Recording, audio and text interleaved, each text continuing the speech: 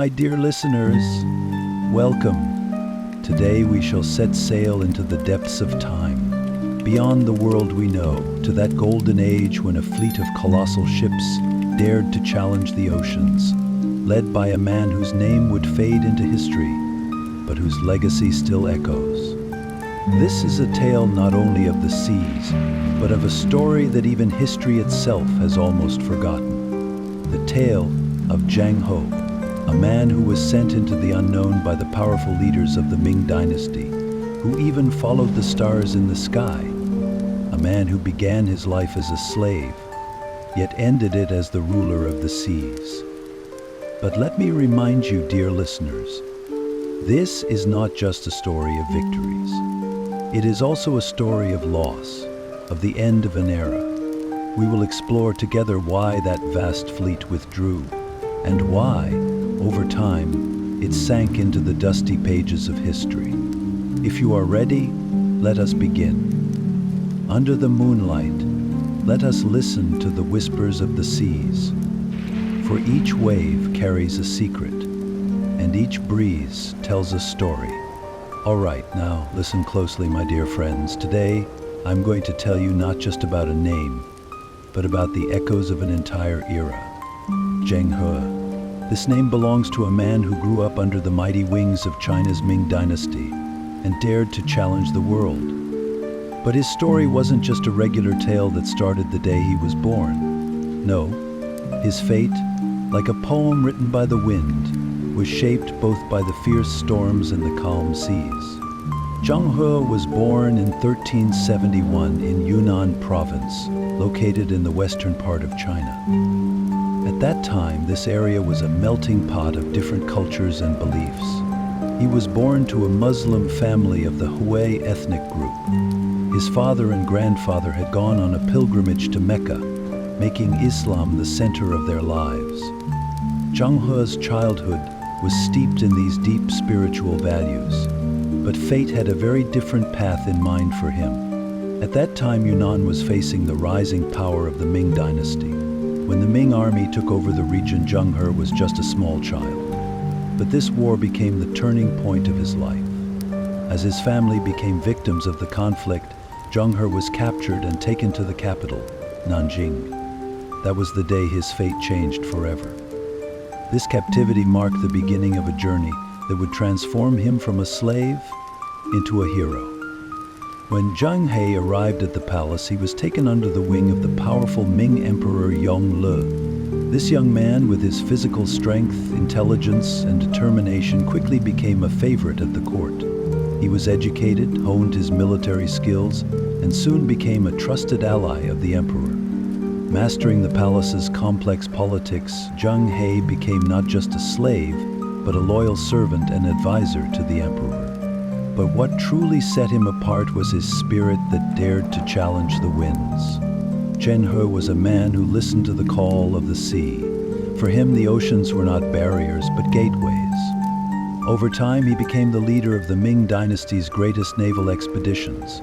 He commanded a fleet of massive ships and, with this fleet, expanded not only trade routes, but also cultural connections. Just think about it.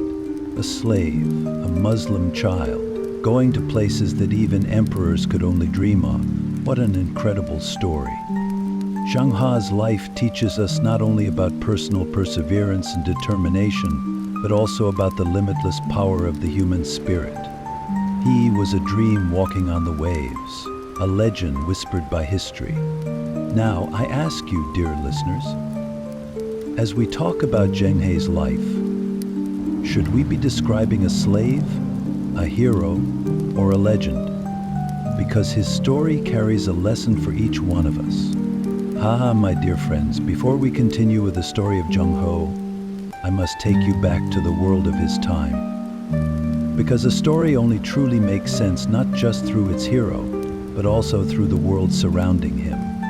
To fully understand Zheng He's maritime saga, we must look at the age of exploration under the Ming Dynasty, that golden era. The late 14th century, China was reshaping itself after the fall of the Yuan dynasty. The Ming Dynasty took the throne in 1368 and began rewriting China's destiny. The Ming wasn't just a dynasty. It was a symbol of order, stability, and power. But securing that stability wasn't easy. The remnants of chaos from the Yuan era, the destruction of agricultural lands, famine, and uprisings, these were the challenges the Ming faced in its early years. Yet, the Ming Dynasty rose like a light from this darkness. The first emperor, Hongwu, focused on solidifying the country's foundations. He reduced taxes on peasants and promoted agricultural production to rebuild the economy. In no time, China became self-sufficient again. But this was just the beginning. The real leap came during the reign of Emperor Yongle. Yongle wasn't just a leader, he was a visionary. Under his reign, China began to look beyond its land borders, because the seas didn't just offer new horizons, they brought opportunities as well. Yongle wanted to build a grand empire. He dreamed of making China the center of the world, not just through its lands, but through trade and culture too. And this dream increased the interest in the seas. So why the sea? Because in the world of that time, the seas weren't just a path for travel, they were the key to trade, wealth, and power. China was the production center for valuable goods, like silk, porcelain, and tea. When these goods reached distant lands, they brought immense wealth, but the land routes were no longer safe or efficient. The unrest caused by the Mongols and the poor condition of the roads pushed China to search for new roads, and those new routes could be found at sea. Yongle didn't settle for just trade. He wanted to venture into the seas for diplomacy and power display as well. He wanted to show China's presence in those distant lands, form friendly relations with other kingdoms, and assert China's strength. This was both a commercial and political strategy, because just as trading with other nations was important, so was ensuring that they acknowledged China's superiority. But there was another side to this period, the contradictions within China itself. Yongle's passion for the seas bothered the conservative faction at court. To them, China was already the center of the world. There was no need to go elsewhere. But Yongle thought differently. He was determined to show China's centrality to the entire world. And so the age of exploration under the Ming Dynasty began. This wasn't just an era of trade and diplomacy. It was an era of courage, discovery, and dreams. Zheng He became the carrier of this great dream, and this dream gave birth to the greatest maritime saga in China's history. Footnote: my dear friends, now do you see how the vision of an emperor can change the destiny of a nation? But this is just the beginning, because the real story lies beyond the seas. My dear friends, now I will take you to the era when the call of the seas was first answered. The Ming Dynasty's exploration journey wasn't just the result of a dream, it was the product of immense courage. Zheng He's first expedition represents the beginning of that dream. Imagine this. In a world like theirs, just imagining such an endeavor would have seemed crazy to most people. But Zheng He wasn't just someone who dreamed. He was the one who made that dream a reality. The year is 1405. Emperor Yongle turned to his advisors and made a bold decision. China had to look beyond its borders, not just to its limits, but to the horizon. Zheng He was chosen to lead this great expedition. However, this voyage wasn't just about trade. It was planned to show China's power and generosity to distant lands. Zheng He's mission was to carry messages of peace and friendship, while also proclaiming China's superiority. Now, what kind of preparation would this journey require? Oh, my friends, this wasn't just an ordinary trip. The Ming court had started preparations years in advance. China's most skilled shipbuilders and engineers worked tirelessly to create a massive fleet. This fleet would become the largest and most powerful naval force the world had ever seen. Now close your eyes and imagine. A fleet of over 300 ships. But these were not just ordinary ships. Zheng He's flagship, called the treasure ship, was so massive that some say it reached 120 meters long and 50 meters wide. You heard that right, my dear friends. These ships were far beyond their time. While European explorers' ships were 20, 30 meters long, China's colossal fleets were challenging the seas. Each ship had a specific purpose. The treasure ships carried China's gifts like silk, porcelain, and precious stones. The military ships were equipped to protect the fleet from pirates and enemies. Water ships carried drinking water, essential for the long journey. And medical ships, they were prepared to prevent disease because, during long sea voyages, health was everything. But the size of the fleet wasn't just about the ships. A crew of around 270,000 accompanied the fleet. Sailors, traders, soldiers, scientists, doctors, even translators were part of it. Because Zheng He's mission wasn't just to cross the seas, it was also about communicating with different cultures. So how would such a massive fleet be managed? Here's where Zheng He's leadership skills came into play. His discipline and vision were like the mortar that held this immense power together. Every detail was meticulously planned. The sailing routes were mapped out to avoid typhoons and dangerous waters. The logistics were arranged to meet the needs of every crew member. And finally, the big day came. When the fleet set sail from Nanjing, hundreds of thousands gathered on the shores. The flags on the masts were shining in the morning sun. Zheng He, on the deck of his ship, gazed at the horizon. The seas seemed to whisper to him, "Come, discover me." Zheng He's first expedition marked the beginning of the greatest maritime adventure in China's history. But this was just the beginning, because this journey would not only showcase the power of the Ming Dynasty to the world, but also catapult Zheng He into the ranks of legends. My dear listeners, the seas always carry a secret, and those secrets are open to those who dare to explore. Now, think for a moment. If you had been there that day, would you have had the courage to join this fleet? My friends, prepare to stretch your imagination, because Zheng He's fleet was not only one of China's greatest achievements, but also one of the most magnificent maritime projects in the history of humankind. Now, I'll take you to the heart of this massive fleet. The most striking elements of Zheng He's fleet were undoubtedly the treasure ships. These ships glided across the oceans like colossal floating fortresses. They were so large that they measured up to 120 meters in length and 50 meters in width. Picture the European ships of that era. Many of them would have looked like toys next to these giant vessels. The treasure ships were not only massive in size, but also marvels of advanced engineering. Each one was built in multiple layers. The lower decks were used to carry goods and precious items. The finest Chinese products, such as silk, porcelain, and tea, were carefully placed in these sections. Additionally, there were large water tanks on these decks, because on a sea voyage, water was even more precious than gold. The upper decks were living spaces for the crew. These ships, highly advanced for their time, were designed with the comfort of the crew in mind. Along with living quarters, each ship also had small kitchens, storage rooms, and even designated areas for basic medical treatment. However, the fleet was not made up of just treasure ships. There were more than 300 ships in total, each serving a different purpose. Military ships were tasked with protecting the fleet. These ships were equipped with weapons like bows and cannons.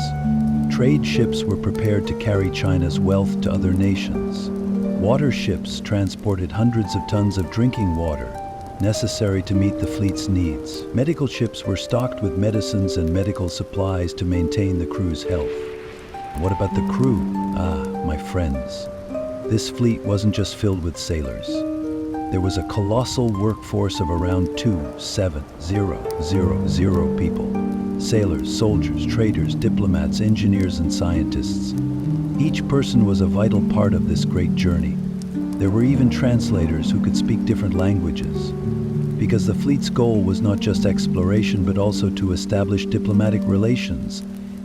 The hierarchy among the crew was strictly organized. Zheng He was the leader of this vast operation. and there were captains on each ship to carry out his orders.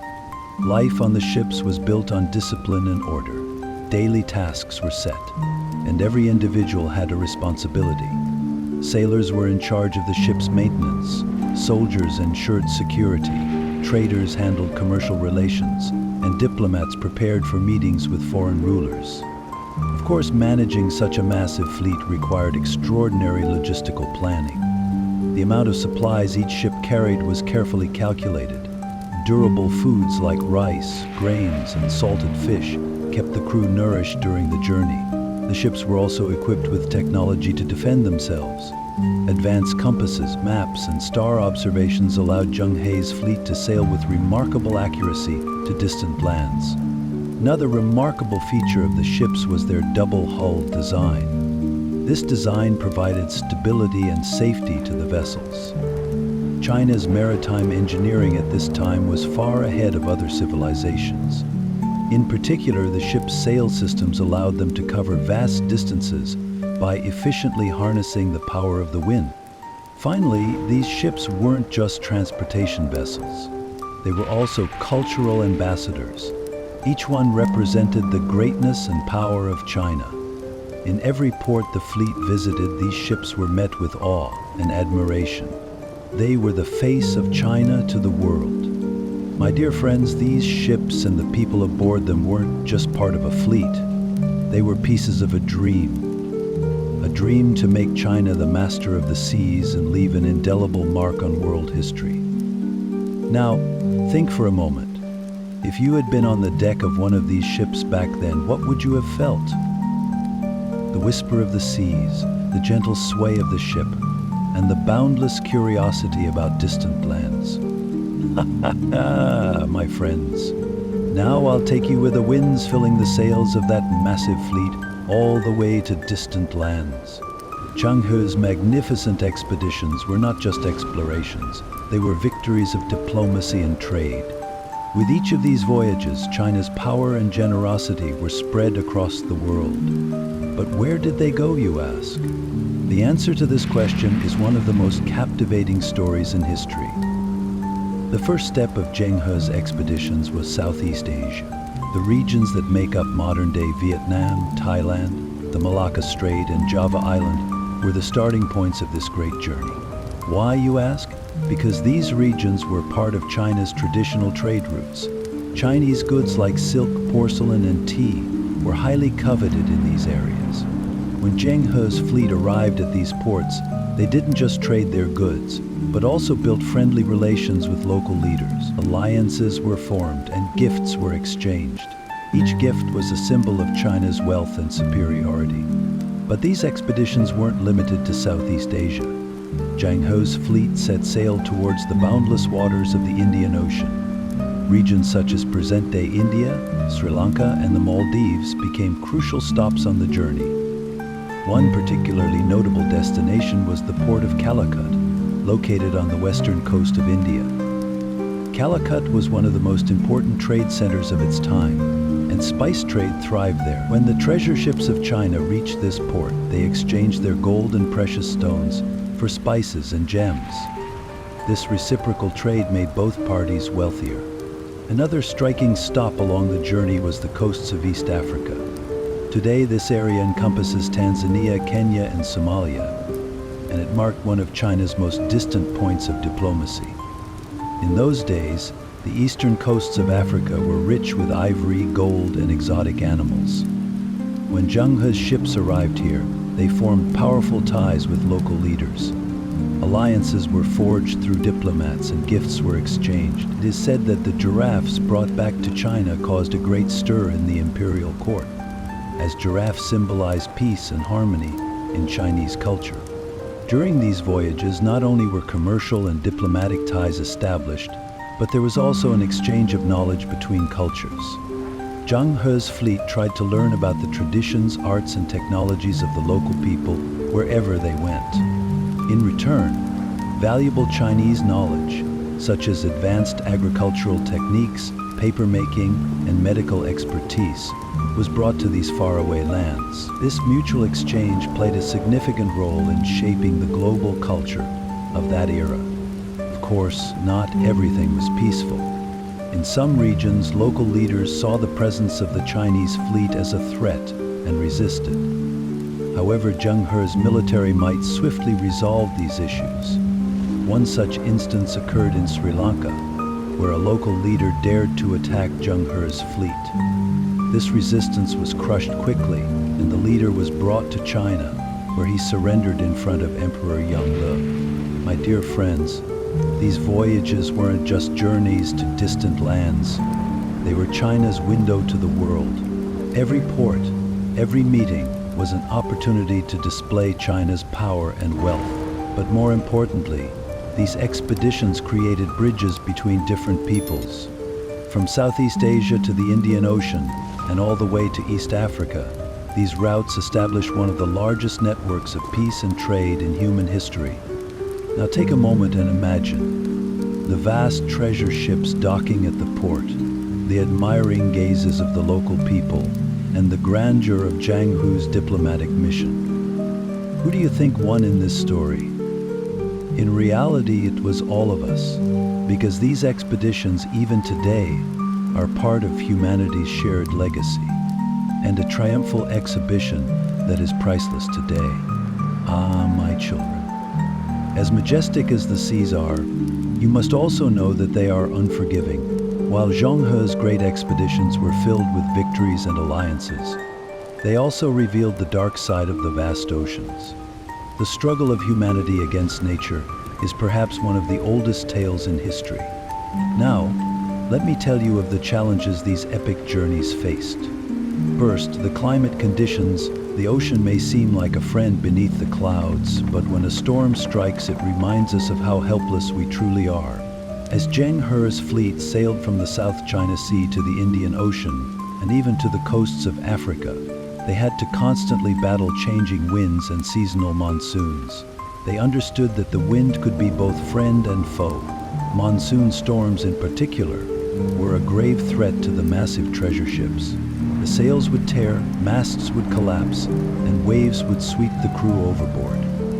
In those days, getting a ship safely into port was nothing short of a miracle. And then for months, then there was the danger of piracy. The seas were not only threatened by waves, but also by ill-intentioned people. The narrow straits of Southeast Asia and the open waters of the Indian Ocean were a paradise for pirates. Zheng He's fleet often had to resort to military power to deal with these threats, especially in the Malacca Strait, where numerous pirate bands ruled at the time. On one occasion, a pirate group attempted to attack the Chinese fleet, but Zheng He's ships were not just prepared for trade, they were ready for war as well. The skirmish was short-lived, the pirates were neutralized, and the fleet's safety was ensured. Of course, the challenges didn't just come from nature or enemies. The complexities of maritime technology and logistics were also significant hurdles. Yes, those enormous treasure ships were engineering marvels, but they were also incredibly intricate. Each ship required dozens of sails, many rowers, and constant meticulous maintenance. Additionally, good logistical planning was needed to supply the fleet with food, water, and other necessities. During months-long voyages, running out of water or food posed a great danger. Diseases, especially scurvy, were a constant threat to the crew. To combat this, Zheng He's fleet frequently stopped at ports to replenish fresh supplies of water. Then there were the cultural differences. Each port the fleet reached was a different world. Languages were different, traditions were unfamiliar, and sometimes these differences led to communication difficulties. Especially in India and East Africa, it wasn't always easy to strike agreements with local leaders. On many occasions, the fleet's diplomats had to negotiate for days or even weeks to secure peace and trade treaties. In some regions, local populations viewed China's power as a threat and were reluctant to cooperate. In these cases, a solution would be found either through diplomacy or, when necessary, force. But perhaps the most remarkable challenge was the resilience and determination of the crew. The sailors, mariners, and soldiers in Zheng He's fleet never faltered despite these dangers. They were not just there to protect China's interests, but also to make history. Behind every wave, every storm, and every negotiation was their courage and selflessness. My children, Zheng He's expeditions were not only victories, they were symbols of human endurance, bravery, and resolve. Yes, the seas presented many obstacles, but in the hands of those who wrote history, these obstacles transformed into paths to victory. Now, take a moment to imagine those great ships battling the waves and feel just how powerful this story truly is. Abi, we used to celebrate the opportunities to reach our children during the summers and feel just how powerful this story truly is. Ah, my children. Zheng He's expeditions did not merely explore the depths of the seas, they also profoundly reflected the human spirit's longing for peace and cooperation. The great journeys he led were not stories of battlefields, but of peace tables being enlivened. At every port Zheng He's ships reached, they were carefully prepared gifts. These gifts were chosen with great care to reflect the power and elegance of the Ming Dynasty. Exquisite Chinese porcelain, rare silk fabrics, and artworks adorned with precious stones were presented to the leaders of foreign lands.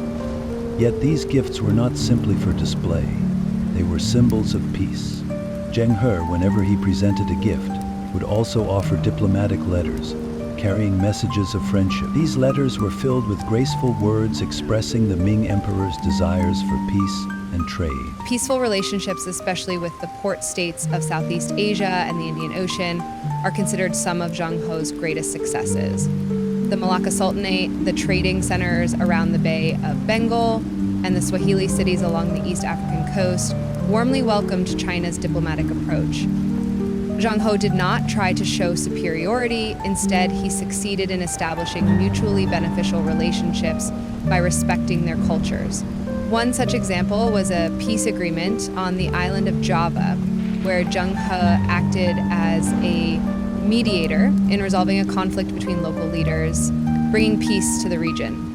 Peace, of course, was not only supported by beautiful words, but by a powerful trade network. The goods transported on Zheng He's treasure ships were not limited to diplomatic gifts. Through these expeditions, China brought valuable commodities like silk, tea, and porcelain to global markets. And on the return journey, they brought back exotic spices, ivory, and precious stones. This trade not only strengthened China's economy, but also elevated the influence of the Ming Dynasty in global commerce. Zheng He's expeditions showcased not only China's diplomatic and commercial success, but also its undeniable supremacy on the seas. At the time, the Ming Dynasty possessed the world's largest and most organized naval force. The treasure ships, with their immense size and advanced technology, were like floating fortresses. This power not only ensured China's security, but also shifted the center of world maritime trade towards China. The impact of the expeditions was felt not only in economic and diplomatic terms, but also at a cultural level. Through these voyages, China engaged in cultural exchanges with many peoples from Southeast Asia, the Indian subcontinent, and East Africa. Chinese cuisine, art, and ideas began to take root in these regions. Similarly, the ideas and products brought from these regions were seen as valuable treasures in China. For instance, exotic spices and tropical plants added new flavors to Chinese culinary culture. Zheng He's expeditions are considered the pinnacle of the Ming Dynasty's global presence. He not only journeyed across the vastness of the seas, but also etched into humanity's shared history the importance of peace, cooperation, and mutual respect. My children, Zheng He's story reminds us that power can exist not only in war, but also in peace. His expeditions are not a legend of the past, but a legacy that still guides humanity today.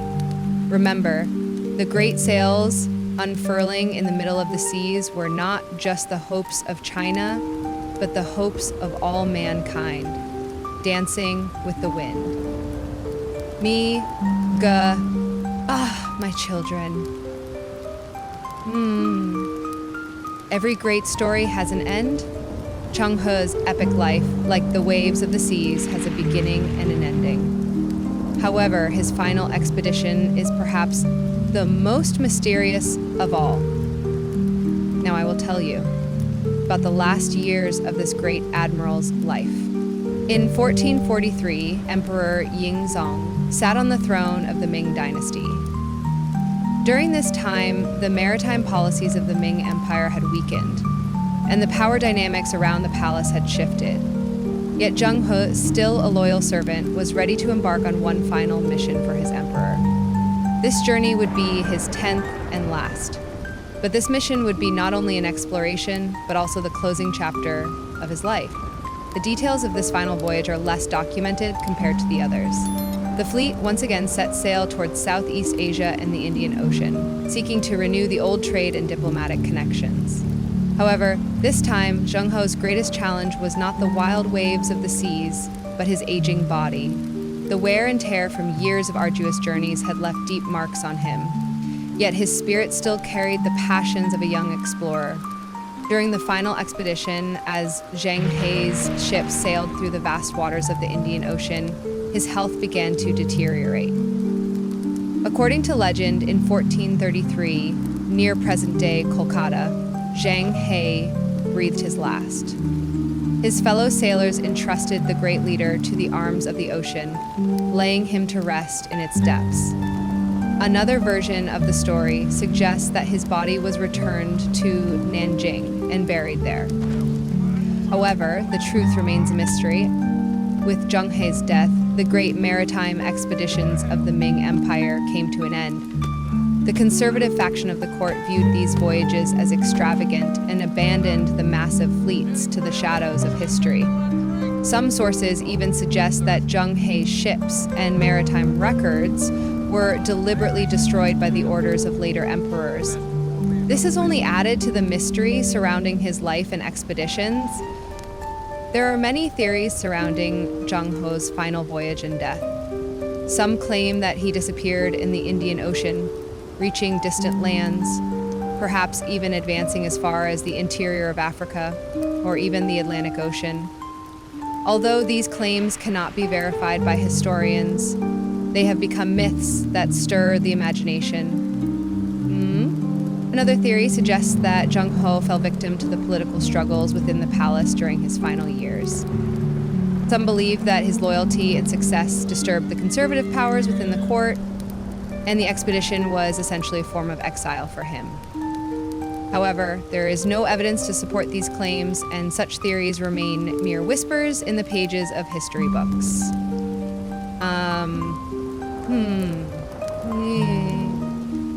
My children. Zheng He's story teaches us not only the value of discovery, but also of sacrifice and faith. He was a leader who dedicated his life to the seas, tirelessly working for peace and cooperation. Today, the traces of his ships may have vanished from the seas, but his spirit continues to echo in every wave. Zheng He's life reminds us that no matter how far we go in life, we will all one day return to the endless arms of the seas. But what matters is the mark we leave behind, isn't it? His marks are colossal steps taken in the name of peace and exploration. So, as you begin each new day, think about which seas your life will set sail towards. And as each member of the Federation sets sail towards, my children, sometimes the fate of a nation chooses to turn away from the free spirit of the seas and retreat into the safety of walls. After Zheng He's great voyages, the Ming Dynasty, in an unexpected turn of events, turned its back on these bold explorations. This shift was not merely a change of policy, but the extinguishing of a dream. In the 1440s, changes within the Ming Dynasty deeply affected the vision of the empire. After Zheng He's death, leaders who shared the passion for venturing into the seas gradually withdrew. In their place, a more inward-looking, conservative mindset began to dominate. During Emperor Yingzong's reign, maritime policies underwent a fundamental shift, and the great explorations were abandoned. This came at a time when Germany was just beginning to put itself back together.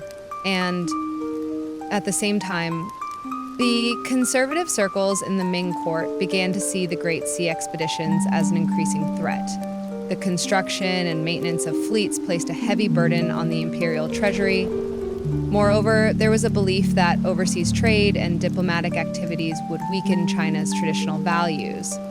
These views found strong support, particularly among the Confucian bureaucrats within the palace. What are you thinking?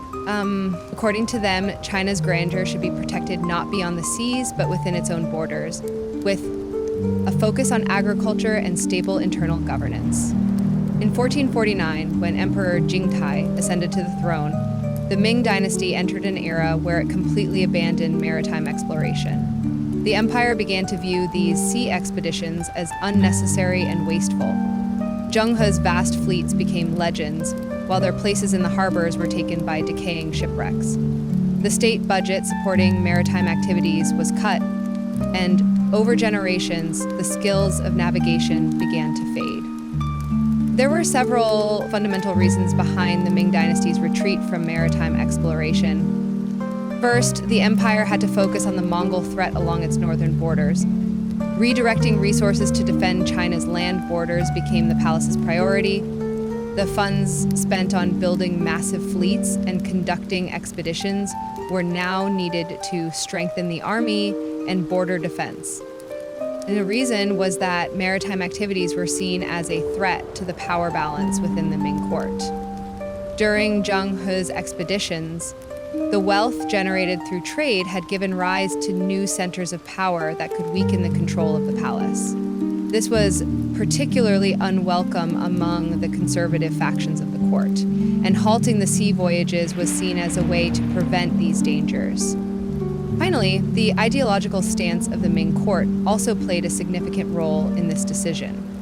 The Confucian advisors in the palace believed that overseas trade and intensive connections with the outside world threatened China's moral values.